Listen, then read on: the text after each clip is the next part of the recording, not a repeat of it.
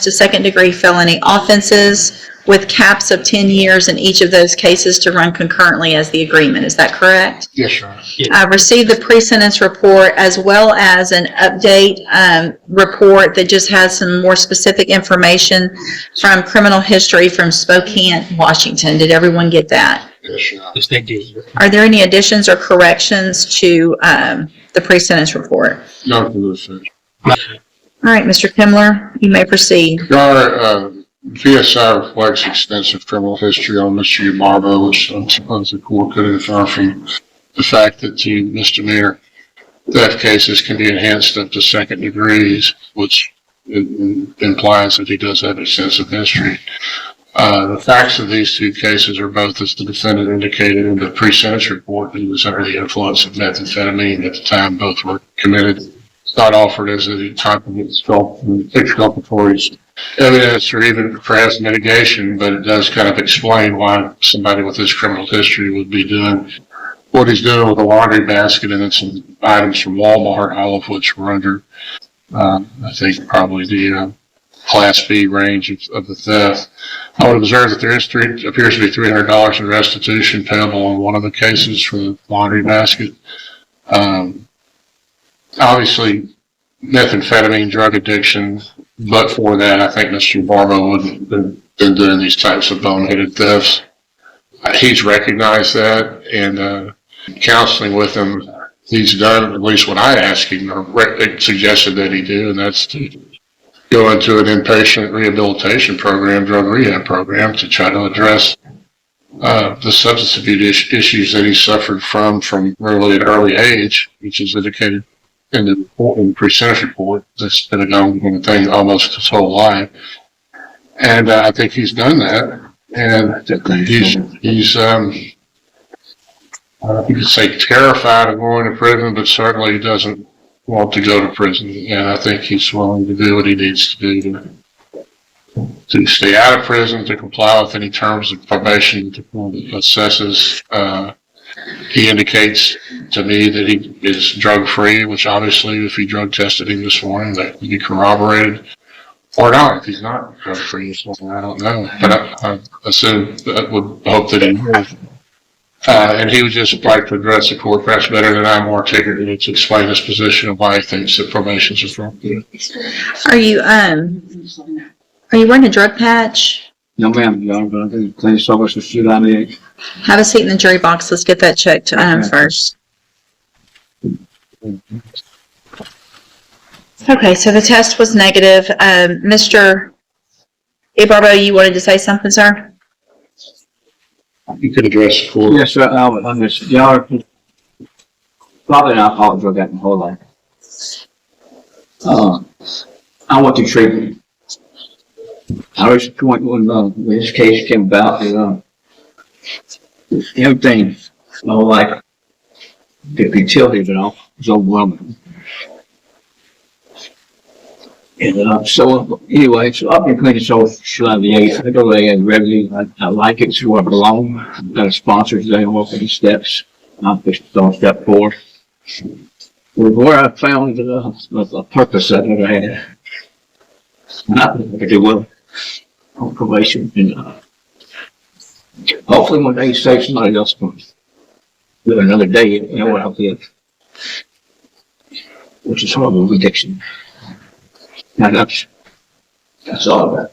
Thank you, sir. Mr. Coleman? Judge, I'll be brief. I think the PSI speaks for itself as far as criminal history. I would like to add, I have judgments here. I've made them available to Mr. Kimler for additional convictions that were either not included in the PSI or they could not confirm those. And for the record, Judge, I am speaking of a 2013 aggravated assault out of St. Charles, Louisiana, in which the defendant received a 6-month probation. Also, a 2008 possession of a controlled substance case out of Kansas, in which the defendant was revoked to 20 months.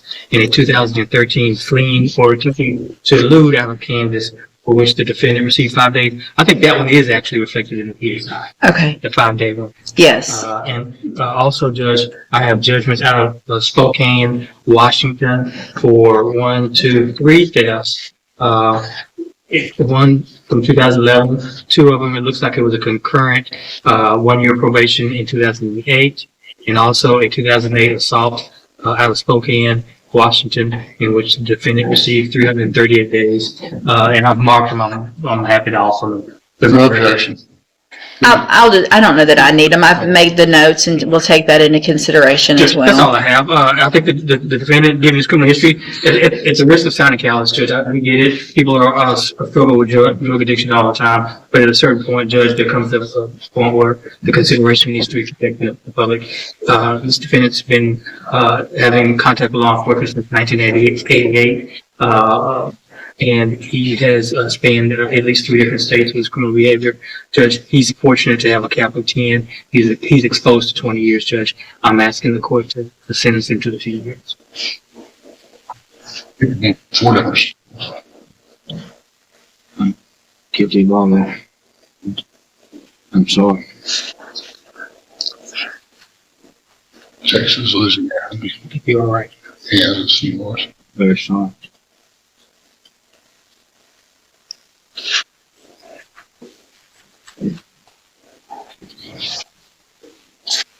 Something to take away. I'm so,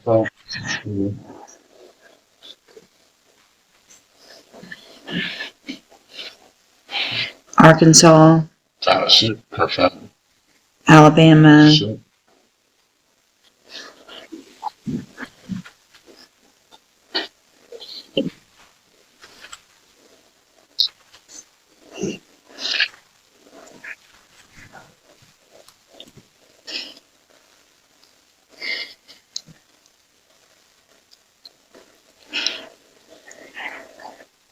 I guess my biggest issue, Mr. Ebarbo, is, well, one of the biggest issues is I appreciate and I'm glad that you have done what you've done over the last few months. I think you probably started off doing that for the wrong reason, and that's because you got caught again and you're looking at 20 years in prison. It sounds like maybe you're doing better, and that's great. I just wonder why it's taken so long. It looks like you went to the Unity House back in 1986, and other than that, it's just at some point you've got to take responsibility before you commit an offense, not after. I've counted 24 misdemeanors. I think with some of the ones that Mr. Coleman has said, there's probably actually more than that. There were some records that couldn't be found from different states. They're probably looking at more like 30. 7 felony convictions. You've been to prison. It's just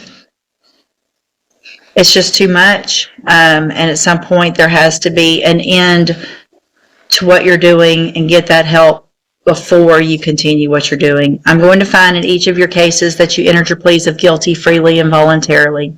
In cause number 24, DCCR 1722, find sufficient evidence to find you guilty, and at this time find you guilty of theft, find your prior enhancement convictions true, sentence you to a term of 7 years in the institutional division of the Texas Department of Corrections.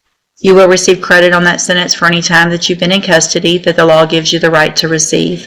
Cause number 24, DCCR 2289, also find sufficient evidence to find you guilty, and at this time find you guilty of theft and find those prior enhancements true. Sentence you to a term of 7 years in the institutional division of the Texas Department of Corrections. You will also receive credit on that sentence for any time that you've been in custody that the law gives you the right to receive. These will run concurrently, which means together at the same time. I've handed you the trial court certification in each of those cases that shows that these were agreements that I followed, and so you've waived your right to appeal. I have also handed you a written admonishment regarding your ineligibility to possess a firearm or ammunition. Because of the judgments entered against you, you're ineligible under Texas law to possess a firearm or ammunition. Possession of a firearm or ammunition could lead to charges against you. Firearm is a legal term. You should read the written admonishment I provide you to see what devices